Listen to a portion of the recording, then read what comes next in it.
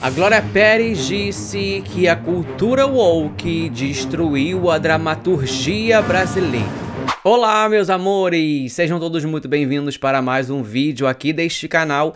Eu sou a Cristal, caso você não me conheça, temos muitos novos inscritos aqui neste canal.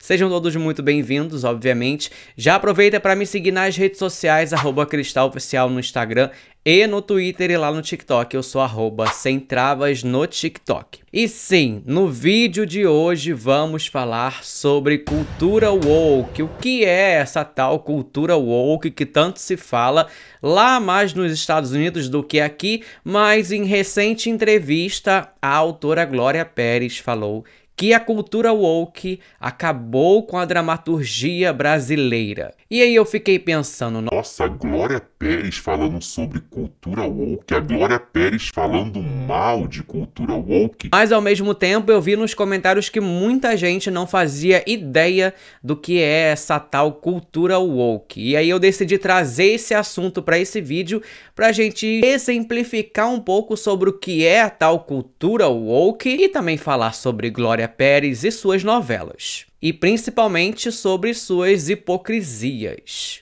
Para começar contextualizando, a palavra woke, né, eles chamam de cultura woke, a gente pode colocar aí como pessoas que estão conscientes das desigualdades sociais e dos preconceitos que existem na sociedade. Para deixar bem mais claro para você que está me assistindo, o que eles chamam de cultura woke lá nos Estados Unidos, aqui no Brasil a gente conhece mais como o famoso mimimi. Tudo que é por lutas de classes, minorias, grupos marginalizados, que aqui no Brasil muita gente fala que é mimimi, lá fora eles chamam de cultura woke. E de algum tempo pra cá isso está sendo utilizado bastante pela extrema-direita dos Estados Unidos, mais especificamente pelo atual presidente dos Estados Unidos, Donald Trump, para atacar, para colocar medo na população, assim como o Bolsonaro fez em 2018 e 2022 aqui no Brasil, com a famosa mamadeira de piroca. E aí você pode talvez ficar com dúvida e me perguntar, Cristal, mas como que entra essa questão da cultura woke no nosso dia a dia? Nós temos diversos exemplos que podem ser no uso de pronomes neutros ou até dos pronomes corretos utilizados a pessoas trans e travestis, reivindicar por diversidades em novelas, filmes, séries, e não só diversidade em relação à comunidade LGBT, mas em diversidade de cores também. Os diversos movimentos antirracistas, como por exemplo o Black Lives Matter, que aconteceu e acontece muito lá nos Estados Unidos e aqui no Brasil também, e que muitas das vezes as pessoas falam que é mimimi. E principalmente refletir sobre os nossos privilégios e entender que nem todo mundo tem as mesmas condições e oportunidades. Lá nos Estados Unidos eles usam esse termo cultura woke como uma forma pejorativa para criticar e perseguir todo mundo que faz parte de movimentos sociais, de minorias e de grupos marginalizados, como recentemente tem ocorrido muito com o governo americano perseguindo pessoas trans e travestis, mais especificamente mulheres trans e travestis. Temos vários exemplos da cultura woke na cultura pop, na educação e na política. Na cultura pop, a cultura woke está presente em filmes como Pantera Negra,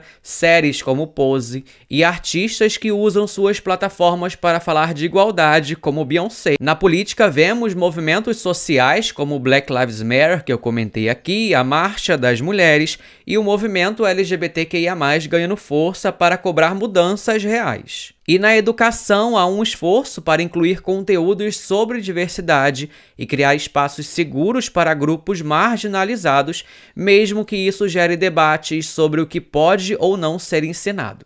E agora sim a gente vai entrar na questão da entrevista que a Glória Pérez deu, falando que a cultura woke foi arrasadora para a dramaturgia brasileira. E que eu acho bastante hipócrita da parte dela de falar algo desse tipo, tendo produzido diversas novelas onde grupos minoritários ou grupos marginalizados foram incluídos de alguma forma e que acabou fazendo uma conscientização da população em relação a diversos assuntos. Como, por exemplo, em Explode Coração, onde ela trouxe a cultura cigana, O Clone, que tratou de racismo e de religiões, a novela América, que falou sobre imigração, Caminho das Índias, por exemplo, que abordou diversidade cultural e social. Novelas essas que foram aclamadíssimas na época e super elogiadas por trazer espaço para vozes antes invisíveis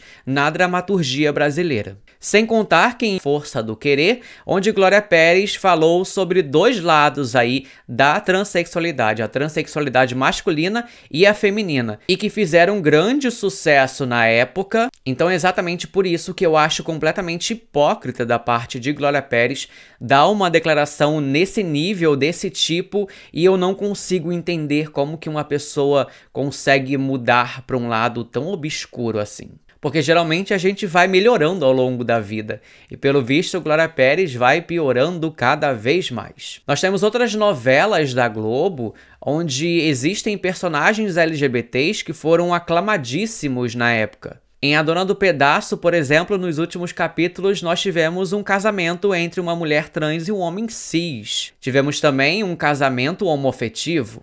Em uma novela um pouco mais antiga, Amor à Vida, nós tivemos no último capítulo uma redenção ali do vilão Félix, que era claramente um homem gay assumido na novela e que tinha diversos problemas com o seu pai por ser um homem gay. E no final da novela, uma das cenas mais aclamadas pelo público é o momento onde os dois se conciliam ali e o pai diz ao filho que o ama.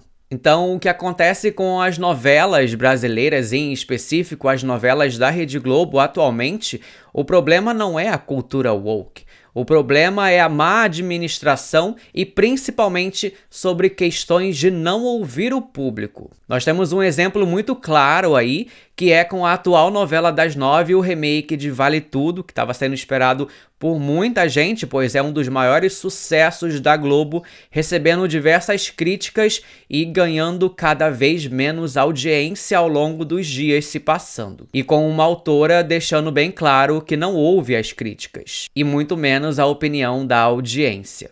E para mim, isso é um dos maiores erros que um autor e que uma emissora de televisão pode fazer em relação às suas produções, já que a audiência e o público é o ponto principal, ao meu ver, em relação a tudo que se produz para a televisão brasileira. As novelas da Globo têm ganhado cada vez menos força porque, de alguma forma, o atual gestor, que não é mais gestor, eu acho, até o momento desse vídeo, Amaury Soares, da Globo, tem censurado diversas coisas relacionadas à cultura woke para agradar uma certa parte da população brasileira que, na verdade, nem se incomoda tanto assim nos dias atuais com casais homoafetivos, com pessoas trans em novelas, ou até mesmo com núcleos que geralmente são colocados sempre como secundários ou como núcleos de comédia, como pessoas pretas. Na maioria das vezes são colocadas ali ou como personagens que são bandidos, pobres, ou o núcleo que é para fazer o público rir, o alívio cômico. Por mais que hoje em dia nas redes sociais a gente tenha muitos comentários de pessoas preconceituosas e etc, eu consigo ver uma grande mudança em relação ao público que assiste às novelas da Globo, principalmente. Um exemplo muito claro disso é o personagem do Diego Martins, agora em Terra e Paixão, onde o público estava torcendo para que ele terminasse com o personagem do Amaury. E isso eu falo como uma pessoa que acompanhou de perto pessoas bem mais velhas que acompanhavam a novela e que diziam para mim, diziam na minha frente que torcia para que os dois terminassem juntos. Então a cultura woke não acabou com a dramaturgia brasileira. O que acabou com a dramaturgia brasileira é a forma desesperada de fazer alguma novela atingir altos picos de audiência a qualquer custo e não ouvir o público, que é a parte principal de uma produção de qualquer coisa que se faça para a televisão brasileira. Eu quero saber de vocês qual a sua opinião sobre essa declaração de Glória Pérez. Deixa aqui nos comentários e não esquece de deixar o seu like, de se inscrever neste canal, ativar o sininho para não perder nenhum conteúdo, me seguir nas redes sociais e se você é amante de histórias sobre lobisomens, sugestões, eu lancei um livro chamado Testemunhas da Fera, onde eu conto 10 contos reais sobre pessoas que tiveram contatos com lobisomens. Tá tudo aqui na descrição desse vídeo. Um beijo pra vocês e até o próximo vídeo aqui do canal.